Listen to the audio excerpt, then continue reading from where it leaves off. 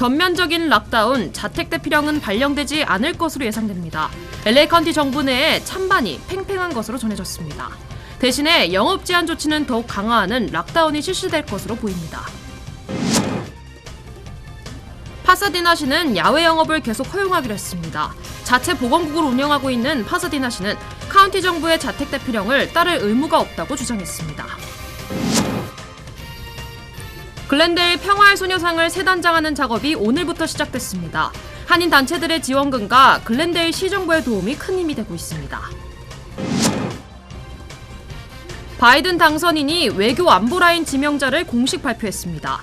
동맹과 함께할 때 미국은 강해진다는 점을 강조했습니다.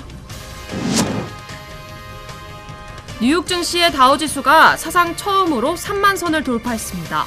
2만 선을 넘어선 지 3년 10개월 만입니다. 네, 글렌데일 소녀상을 새롭게 재단장하는 공사가 오늘부터 시작됐습니다. 한인 단체들의 지원금이 사용됐습니다. 관련 소식은 잠시 뒤에 전해드리겠습니다. 네, LA 카운티 보건국이 검토했던 전면적인 락다운, 자택 대피령은 일단 고비를 넘긴 것으로 보입니다. 카운티 슈퍼바이저 위원회는 대신에 보다 엄격해진 영업 제한 조치를 추가할 것으로 예상됩니다. 먼저 이재린 기자가 보도하겠습니다. LA 카운티 정부는 오늘도 자택 대피령에 대한 긴급 비공개 회의를 가졌습니다. 이 락다운, 전면적인 자택 대피령은 일단 피할 수 있을 전망입니다. LA 카운티 정부 내에서도 전면적인 자택 대피령에 대한 찬반은 팽팽한 상황. 우선 지금보다는 영업 제한 조치가 한층 더 강화된 타겟티드, 선별적 자택 대피령이 유력해 보입니다. 연방정부의 특별한 지원책도 없는 데다 장기화된 코로나 사태로 비즈니스들의 경제적 부담을 무시할 수 없다는 판단에 따른 겁니다. 선별적 자택 대피령, 지난 5월 발동된 전면 락다운 때와 달리 백화점 등 일반 상점들은 영업이 가능합니다. 비필수 업종 비즈니스인 경우 최대 수용 인원의 20%, 마켓과 약국 같은 필수 업종인 경우 최대 수용 인원의 절반까지 입장이 가능합니다.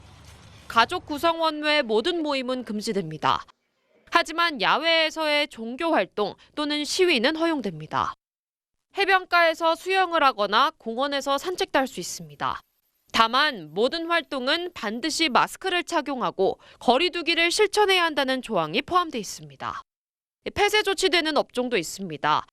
비필수 업종으로 구분되는 일반 사무직, 그리고 카지노와 술집, 놀이터, 영화관 등은 영업이 전면 금지될 전망입니다. 아직 선별적 자택 대피령이 언제 발동될지는 발표되지 않았습니다.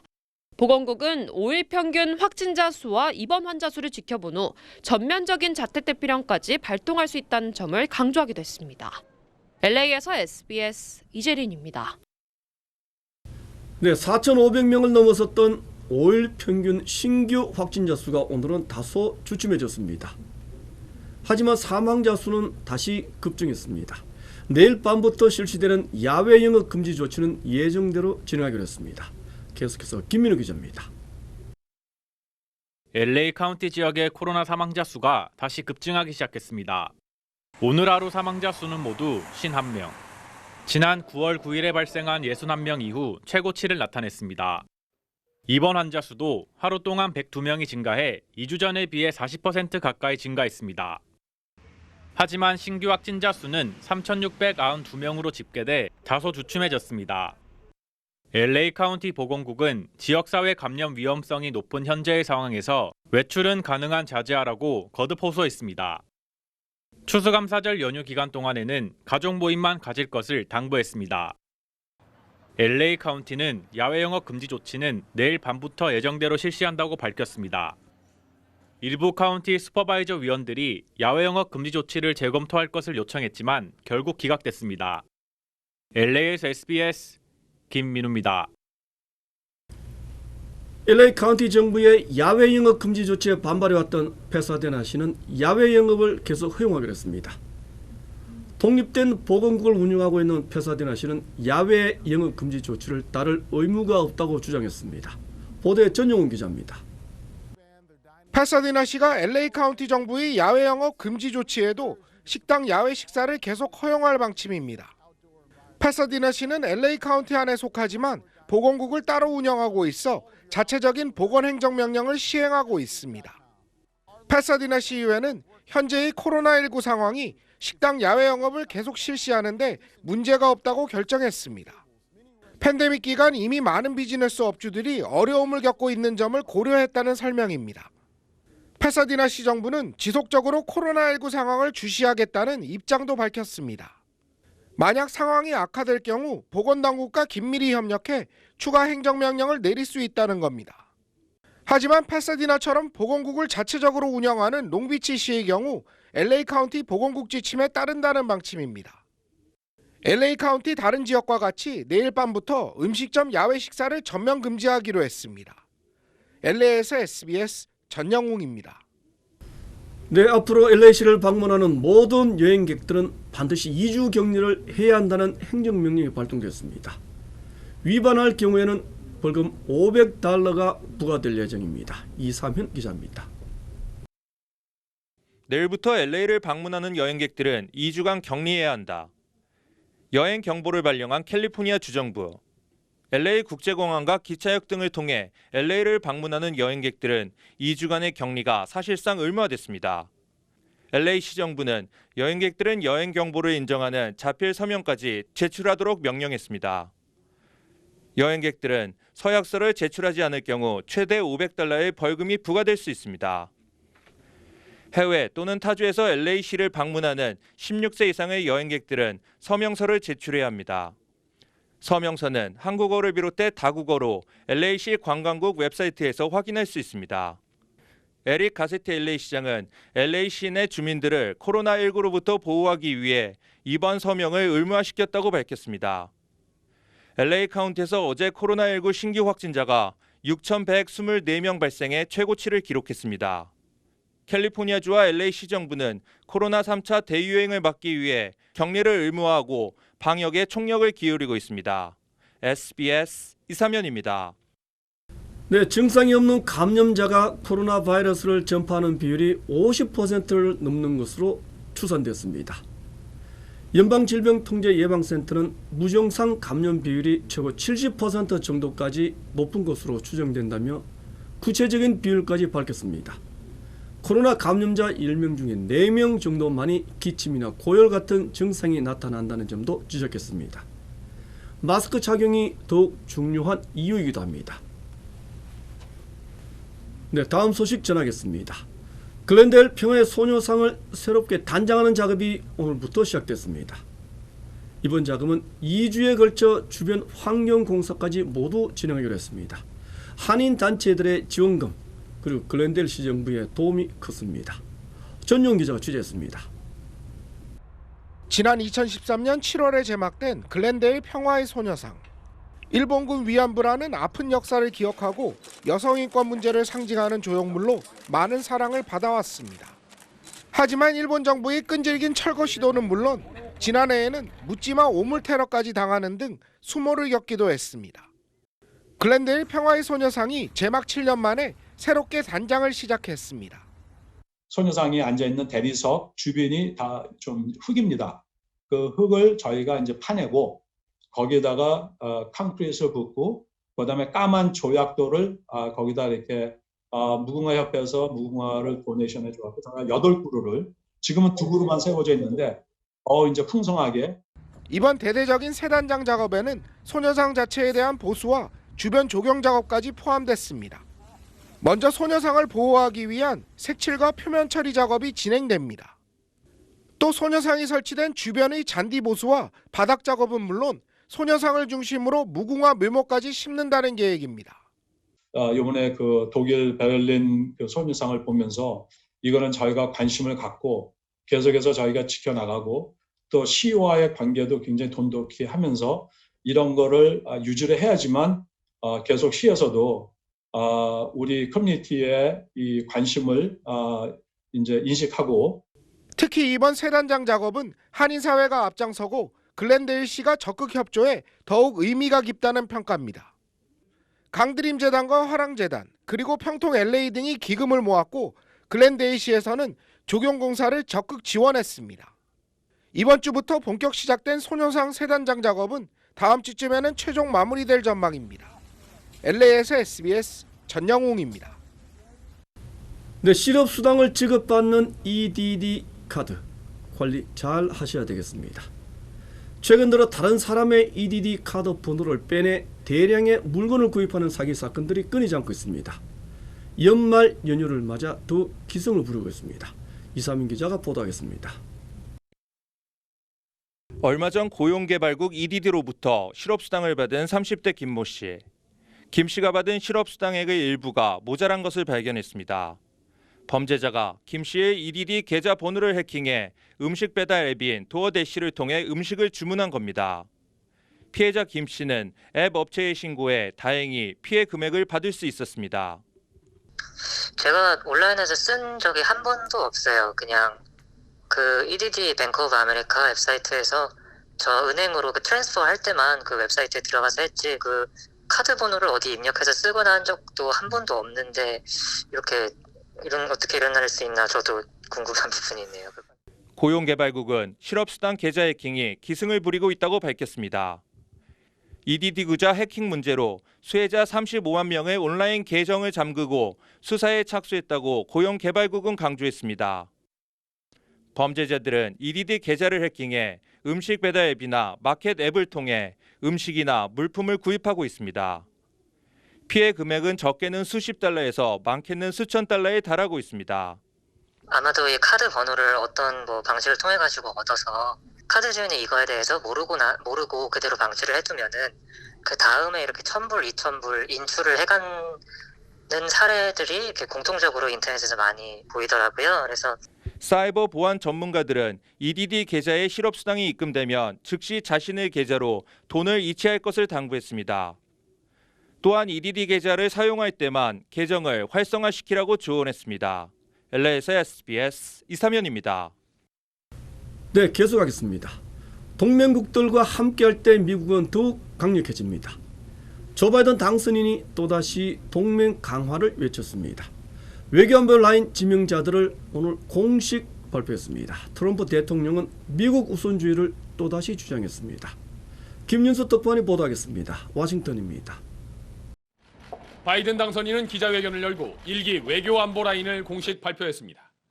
블링컨 국무장관 지명자, 설리번 백악관 국가안보보좌관 지명자 등을 소개하면서 거듭 외교 정책의 기본은 미국 우선주의가 아닌 동맹 강화라는 점을 강조했습니다.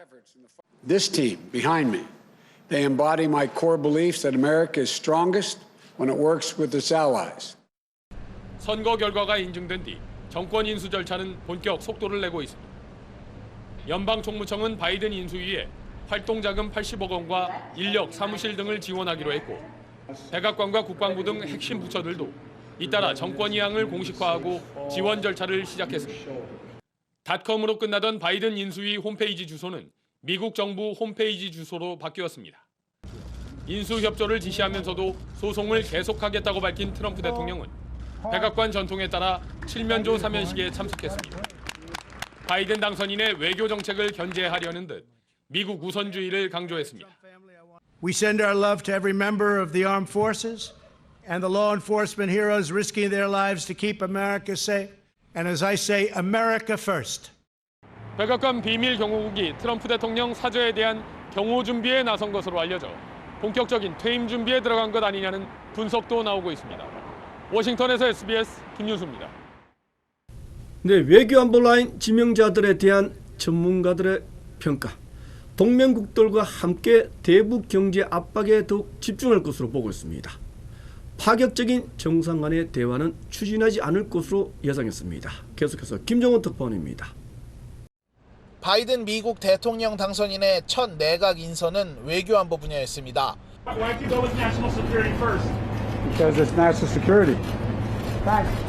국무장관에 내정된 토니 블링컨 전 국무부 부장관은 바이든 당선인이 상원 외교위원장이던 2002년부터 참모로 함께 일한 측근 중의 측근입니다.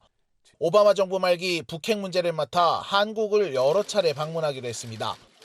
당시 블링컨 부장관을 보좌했던 조셉 윤 전 국무부 대북정책 특별대표에게 미국의 대북정책에 대한 전망을 물었습니다.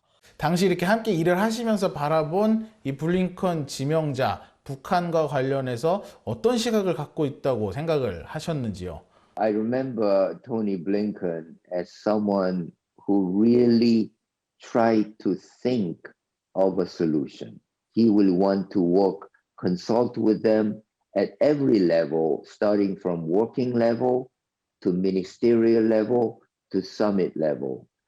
정상들이 통 큰 담판을 벌이는 이른바 톱다운 방식보다는 실무자 간 협상에서 출발하는 바텀업 방식의 북미 대화가 재개될 것으로 전망했습니다.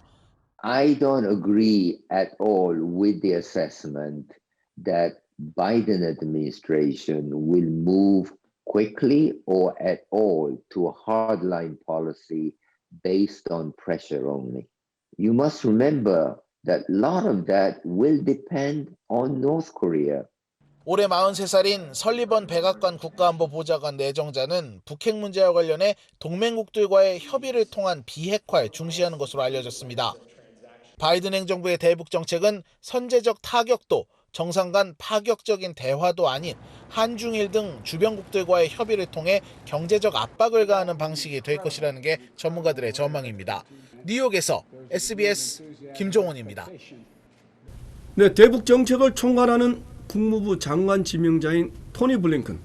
그동안 주장해왔던 이란식 해법이 다시 주목받기 시작했습니다. 하지만 대북 정책에는 적용이 어려울 것이라는 반론도 나오고 있습니다. 계속해서 김혜영 기자입니다. 이번 미국 대선에서 바이든의 외교안보 정책을 총괄한 사람이 바로 블링컨 국무장관 지명자입니다. 현재 언론에 나와 트럼프식 대북 정책에 분명한 선을 그어왔습니다. We've had a president who's veered erratically from bombastic threats to exchanging what he himself called love letters with one of the world's worst tyrants. 그러면서 꺼내든 게 이란식 해법입니다. I still think we have opportunities to move in the same direction with North Korea. 그는 4년 전 SBS와 단독 인터뷰에서도 이란 핵 합의를 모델로 북한의 대화를 촉구했습니다. But of course, Iran made the very important decision to freeze its nuclear program and to start to roll it back, and that created the time and space for us to see if we could negotiate a comprehensive agreement. 이란 핵 합의는 유엔 안보리 상임이사국 5개 나라와 독일이 2015년 7월 이란과 체결한 건데 이란이 핵무기 개발 않고 핵 사찰을 충실히 받으면 미국과 유럽연합, 유엔의 제재를 완화하겠다는 게 골자입니다. 대화와 국제적 협조, 단계적 해법이 특징입니다. 외교적으로 정교하게 설계된 합의지만 북한에 적용할 수 있을지 유보적인 평가도 나옵니다. 이란 내에 온건 개혁파에 힘을 실어줘서 이 보수 강경파를 경제하려는 의도가 있었던 것인데 지금 북한 내에는 개혁파가 존재하지 않기 때문에 시나리오가 가능한지는 저는 의문이 많이 듭니다. 외교부는 관련 질문에 블링컨 지명자 과거 발언으로 예단하지 않겠다. 한미동맹 발전이 기대된다는 원론적 반응을 내놨습니다. SBS 김혜영입니다. 네, BTS 방탄소년단이 또 하나의 K-팝 역사를 작성하고 있습니다. 이번에는 최고 근위의 음악상인 그래미 어워즈 후보에 올랐습니다. 저스틴 비버, 레이디 가가 같은 세계적인 팝 가수와 경쟁하게 됐습니다. 한세현 기자입니다. 그래미상을 주관하는 미국 레코딩 아카데미는 내년 1월 31일 열리는 제63회 그래미 어워즈 베스트 팝 듀오 그룹 퍼포먼스 부문 후보로 BTS의 다이너마이트를 발표했습니다. 이로써 BTS는 미국 3대 음악 시상식의 후보로 이름을 올린 최초의 한국 가수가 됐습니다. 국내 클래식이나 국악 관계자가 후보에 오르거나 수상한 적은 있지만 우리나라 대중가수가 후보에 오른 건 이번이 처음입니다. 저스틴 비버, 레이디 가가 등 세계적인 가수들도 이 부분에 후보로 올라 BTS와 경쟁을 벌이게 됐습니다. BTS는 후보 발표 직후 트위터에 힘든 시기 우리의 음악을 들어주시고 공감해주신 모든 분께 감사하다고 글을 올렸습니다. 또 그래미 후보 아티스트란 기적을 만들어주신 건 아미 여러분이라며 늘 감사하고 사랑한다고 덧붙였습니다. 저희한테는 저희가 연습생 때 무엇들을 준비하고 꿈꾸는 그 어떤 성장기에 저희한테 가장 큰 발자국을 남긴 무대였고 이제 그래미 때마다 그 영상들을 찾아보면서 그래서 저희도 막연하게 지금 이렇게 꿈꾸게 되는 것 같아요. BTS는 앞서 4년 연속 빌보드 뮤직 어워드에서 상을 받았고 그제 열린 어메리칸 뮤직 어워드에서도 2관왕을 차지했습니다. 이번 그래미 어워즈에서도 상을 받게 되면 이른바 그랜드 슬램을 달성하게 됩니다. 걸그룹 블랙핑크도 신인상 후보로 거론됐지만 이름을 올리진 못했습니다. SBS 한세연입니다. 네, 오늘 뉴욕 증시의 다우지수가 3만 선을 돌파했습니다. 2만 선을 넘어선 지 3년 10개월 만입니다. 정치적인 불확실성이 제거됐다는 긍정적인 분위기가 주가에 반영됐습니다. 김종은 뉴욕 특파원입니다. 미국 뉴욕 증시의 다우 지수가 꿈의 고지로 불리는 3만 선을 장중 사상 처음으로 돌파했습니다. 1896년 다우 지수가 처음 생긴 이후 124년 만으로 2017년 초 처음으로 2만 선을 넘은 뒤 4년도 안 돼 또 기록을 세운 겁니다. 다우 지수는 코로나19 여파로 올 3월 18,000대까지 떨어지기도 했지만 이후 꾸준히 회복을 해 8개월 만에 3만 선을 돌파했습니다. 다우 지수의 신기록 갱신과 함께 기술주 중심의 나스닥 지수도 장중 사상 첫 12,000선에 다다르는가 하면 S&P 500 지수도 1.5% 상승률을 기록했습니다. 오늘 미국 증시의 기록 행진은 정치적 요인이 큰 것으로 풀이됩니다. 어제 트럼프 대통령이 정권 이양에 협력하기로 하면서 정치적 불확실성이 해소된 게 크게 작용했다는 겁니다. 또 바이든 미국 대통령 당선인이 시장 친화적 인물로 알려진 제넛 옐런 전 연방준비제도 의장을 사상 첫 여성 재무장관으로 내정한 것도 영향을 미쳤다는 분석입니다. 큰 틀에선 코로나19 사태 이후 증시로 돈이 몰리면서 시중에 유동성이 넘친다는 것도 주식시장 강세에 한몫하는 것으로 알려졌습니다. 트럼프 대통령은 예정에 없던 기자회견을 통해 자화자찬에 나섰습니다. The stock market's just broken 30,000. Never been broken that number. That's a sacred number, 30,000. Nobody thought they'd ever see it. And I just want to congratulate all the people within the administration that worked so hard. Thank you very much. 트럼프 대통령은 1분 조금 넘는 브리핑을 마친 뒤 아무 질문을 받지 않고 자리를 떴습니다. 뉴욕에서 SBS 김종원입니다. 법무부 장관이 검찰총장을 직무에서 배제시키는 헌정사상 초유의 사태가 발생했습니다. 문재인 대통령은 침묵하고 있습니다. 먼저 강청환 기자입니다. 추미애 장관의 윤석열 검찰총장에 대한 직무집행 정지 발표는 어제 저녁 전격적으로 이뤄졌습니다. 매우 무거운 심정으로 검찰총장에 대한 징계 청구 및 직무 배제 조치를 국민들께 보고드리지 않을 수가 없게 되었습니다. 추 장관은 윤 총장에 대한 감찰을 진행한 결과 심각하고 중대한 비위 혐의를 여럿 확인했다고 밝혔습니다. 지난 2018년 서울중앙지검장 재임 시절 중앙일보 사주와 부적절하게 접촉했고 조국 전 장관 사건 등 주요 사건 재판부의 성향을 파악하는 등 사찰을 진행한 사실이 있다는 겁니다. 또 채널A 강요미수 의혹 사건, 한명숙 전 총리 사건과 관련해 감찰을 방해했고 법무부 감찰 담당관실의 총장 대면 조사 과정에서 협조 의무를 위반하고 감찰을 방해한 혐의도 이유로 들었습니다. 윤 총장이 지난달 대검 국정감사에서 정치 참여로 해석될 수 있는 말을 해 정치적 중립을 훼손했다는 것도 징계 청구와 직무 배제 사유로 꼽았습니다. 그동안 국민들께 많은 심려를 끼쳐드린 점에 대하여 지휘 감독권자인 법무부 장관으로서 매우 송구스럽게 생각합니다. 4차례 감찰 지시 끝에 추 장관이 헌정사상 초유의 현직 검찰총장 직무 배제라는 마지막 카드를 던지면서 법무부와 대검의 갈등은 극한으로 치닫고 있습니다. SBS 강청원입니다. 윤석열 검찰총장은 법적인 대응 방침을 밝혔습니다. 한 점 부끄럼 없이 일해왔다고도 말했습니다. 계속해서 원종진 기자입니다. 추미애 장관 발표가 끝난 직후 대검찰청은 곧바로 기자단에 문자 메시지를 보내 윤석열 총장의 공식 입장을 전했습니다. 검찰의 정치적 중립성을 지키기 위해 그동안 한 점 부끄럼 없이 검찰총장의 소임을 다해왔다며 위법 부당한 처분에 대해 끝까지 법적으로 대응하겠다고 밝혔습니다. 윤 총장은 추 장관이 밝힌 징계 사유들에 대해서도 모두 상세히 반박할 수 있다는 입장인 걸로 알려졌습니다. 윤 총장은 그동안 중앙일보 사주를 부적절하게 만났다는 일부 언론의 의혹 제기와 관련해 홍석현 중앙홀딩스 회장은 술자리에서 마주쳤던 것뿐이라며 사건 관련 대화는 전혀 하지 않았다고 해명해왔습니다. 그럼에도 법무부가 이 만남을 징계 사유로 명시하자 당시 중앙지검에 고발돼 있던 건 일부에서 의혹을 제기하는 것처럼 삼성 관련 사건이 아닌 JTBC의 태블릿 PC 보도 관련 사건으로 사건 관련 대화도 없었던 만남을 문제 삼는 건 부당하다는 입장을 밝힌 걸로 전해졌습니다. 또 재판부 판사들의 개인정보를 불법 수집해 활용했다는 감찰 결과에 대해서도 공판 준비 차원에서 인터넷에 다 나오는 판사들의 기본 정보를 정리한 걸 호도한 것이란 입장인 걸로 알려졌습니다. 추미애 장관의 징계 청구와 직무정지 처분을 위법한 것으로 규정한 윤 총장은 향후 집행중지 가처분, 취소 소송 제기 등 법적 대응에 나설 걸로 전망됩니다. SBS 원종진입니다. 서울중앙지검은 윤석열 검찰총장의 장모를 전격 기소했습니다. 장모 최 씨 측은 새로운 증거가 없는 상황에서 기습적으로 기소했다고 주장했습니다. 장훈경 기자입니다. 검찰이 불구속 상태로 재판에 넘긴 윤석열 총장 장모 최모 씨가 받는 혐의는 두 가지입니다.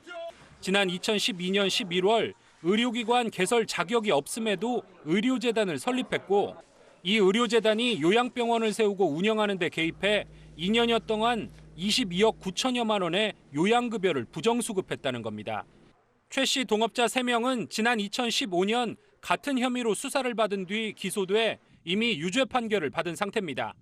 하지만 당시 최 씨는 실제 출근해 업무를 본 기록이 없고 지난 2014년 재단 이사장에서 중도 퇴임하면서 병원 운영 책임을 묻지 않는다는 책임 면제각서를 받았다는 점 등을 이유로 입건되지 않았습니다. 그러나 올해 초 최강욱 열린민주당 대표 등이 당시 검찰의 불기소 처분에 윤 총장이 개입했다는 의혹을 제기하며 윤 총장과 최 씨 등을 고발하면서 다시 검찰 수사가 시작됐습니다. 추미애 법무장관은 지난달 수사지휘권을 발동해 윤 총장을 수사지휘선상에서 배제하기도 했습니다. 검찰은 최 씨를 재판에 넘기면서도 윤 총장이 과거 장모 수사를 무마했다는 혐의는 입증하기 어렵다고 판단했습니다. 최 씨 측은 검사와 합의해 변호인 의견서를 내기로 했는데 갑작스럽게 기소해 당황스럽다고 밝혔습니다. 그러면서 재수사 결과 어떠한 새로운 증거도 없었던 걸로 보이는데 전격 기소한 건 절차적으로 불공정하다고 비판했습니다. SBS 장훈경입니다. 네, 중국 사회 디지털 전환이 빠르게 진행되고 있습니다. 하지만 어르신들에 대한 배려는 태부적입니다. 각가지 해프닝이 벌어지고 있습니다. 송욱 특파원이 전해왔습니다.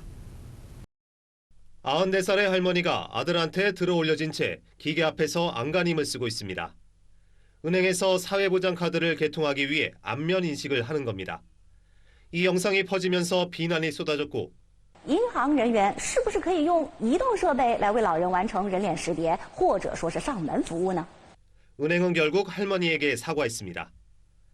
한 할머니가 은행 창구에서 망연자실 앉아 있습니다.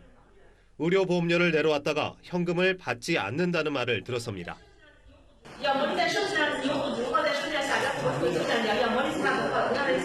중국 사회의 빠른 디지털 전환에 익숙치 않은 노인들은 어려움을 겪고 있습니다. 휴대전화 결제를 하란 말에 버스 요금함에 휴대전화를 넣고 기차표 인터넷 예매를 할 줄 몰라 고향에 가지 못하기도 합니다. 특히 올해는 많은 노인들이 코로나 감염 위험 정도를 나타내는 스마트폰 건강 코드를 이용할 줄 몰라 어려움을 겪었습니다.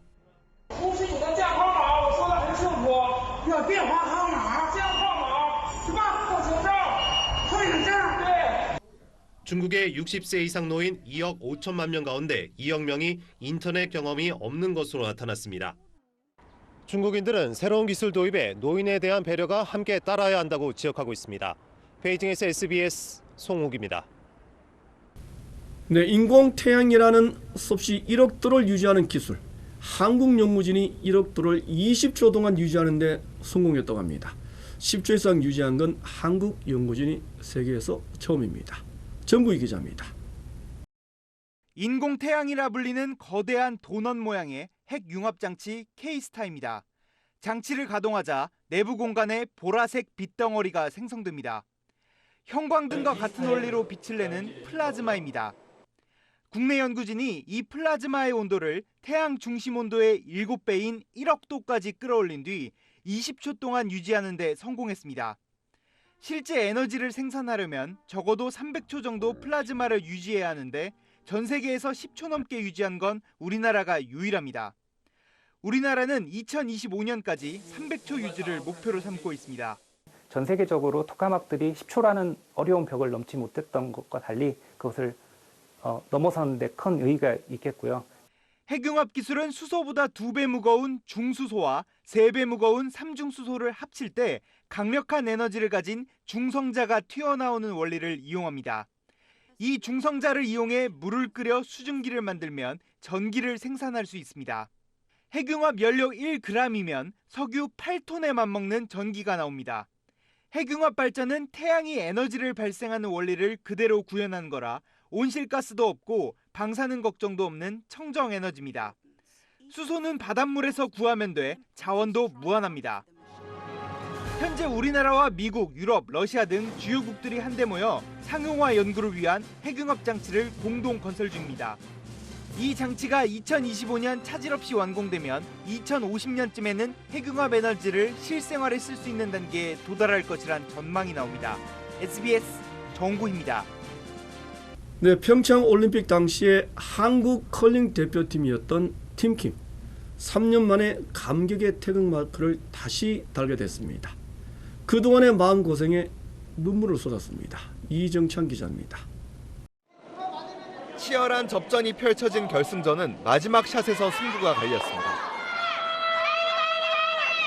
한 점 앞선 경북체육회 팀킴의 주장 김은정이 완벽한 드로우샷으로 관역 중앙을 선점했고 역전을 노렸던 경기도청의 스토는 빗나갑니다. 팀킴은 지난 시즌 국가대표 경기도청을 7대5로 누르고 8전 전승으로 태극마크를 되찾았습니다. 3년 만에 국가대표가 된 선수들은 얼싸안고 눈물을 쏟았습니다. 저희가 2년 동안 준비했던 것들이 이제 생각나고 울지 마라. 모든 감정들이 한꺼번에 온 것 같아요. 평창올림픽 은메달로 감동을 줬던 팀킴은 이후 지도자 일가의 전횡에 시달리며 번번이 대표 선발전에서 탈락했습니다. 긴 침체기를 겪으며 마음고생을 겪었지만 출산 후 복귀한 김은정을 중심으로 똘똘 뭉쳐 다시 일어섰습니다. 공백기랑 팀의 힘든 상황이 너무 이렇게 맞물려져서 되게 많이 미안하고 엄마라서 못했다는 얘기 들을까 봐 더 열심히 하려고 했었고 팀킴은 이제 베이징행 티켓이 걸린 내년 세계선수권에서 한국 컬링의 올림픽 3회 연속 본선 진출에 도전합니다. SBS 이정찬입니다. 무증상자들이 전파시킨 코로나 감염자들 최대 70%나 된다고 합니다. 제 말이 아닙니다. CDC, 즉 연방질병통제예방센터가 밝힌 내용입니다. 전면적인 셧다운, 락다운, 그리고 자택 대피령이 검토되고 있습니다. 영업을 하지 못하게 된 업주들은 참기 힘든 울분과 분노가 치밀 겁니다. 봉쇄만이 대책인가 같은 생각입니다. 마스크만 착용해도 90% 이상 감염을 막을 수 있는 것으로 밝혀지기도 했습니다. 무증상자든 아니든 마스크 착용은 가장 기본적인 방역 수칙이 됐습니다. 터질 것 같은 분노를 하루빨리 치유하는 법보다 철저한 마스크 착용입니다. 다 같이 좀 더 힘을 모아야 할 순간입니다. 이것을 마치겠습니다. 고맙습니다.